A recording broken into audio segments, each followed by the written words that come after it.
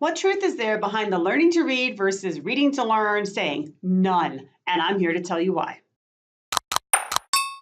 Hi, everybody. I'm Lee Hoff from Literacy Teachers, and I'm all about helping you inspire, motivate, and change how your students read and write for academic success. Today, we're talking about this long-standing notion that has existed in education for probably longer than I've been alive, and that is learning to read versus reading to learn, okay? And in a nutshell, what this means is that there's this idea that young readers, right, kindergarten, first grade, second grade, they are learning to read. And indeed, they are learning to read, right? Nobody's going to debate that. I'm not here to debate that.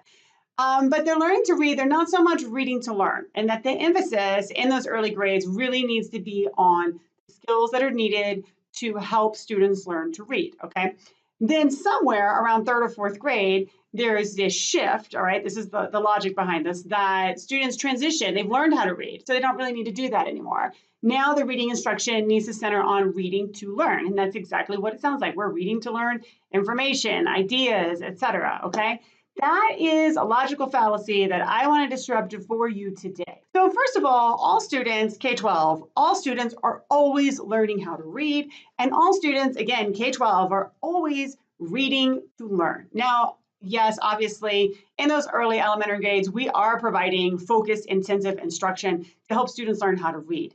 And that instruction that a student experiences in first grade that teaches them how to read is not going to look the same as in a sixth grade classroom or an eighth grade classroom or in an 11th grade classroom. And it shouldn't, right? Because as your students are moving through the grades, what's happening is they need to learn how to read and comprehend more sophisticated, complex texts.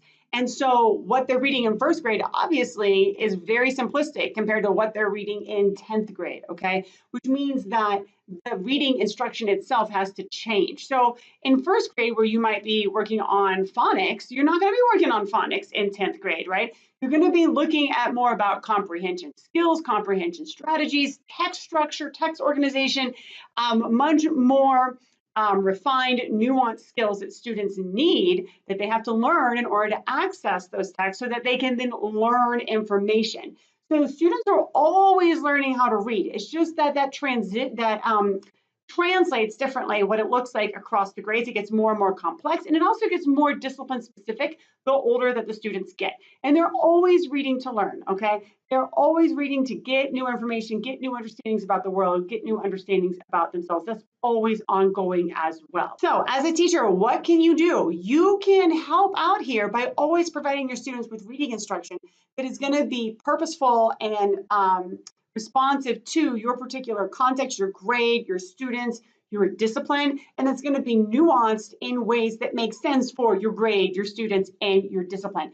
And by doing that, what you're going to do is you're constantly going to be teaching students how to read in ways that are appropriate for the text they're reading, for the discipline you're teaching, and for the age of the students. So you're going to be helping them learn to read in more sophisticated ways, and you're also going to be helping them to learn from those texts as well. All right, so if you like this video, want to see another one, let's go. Follow me on over to the next one.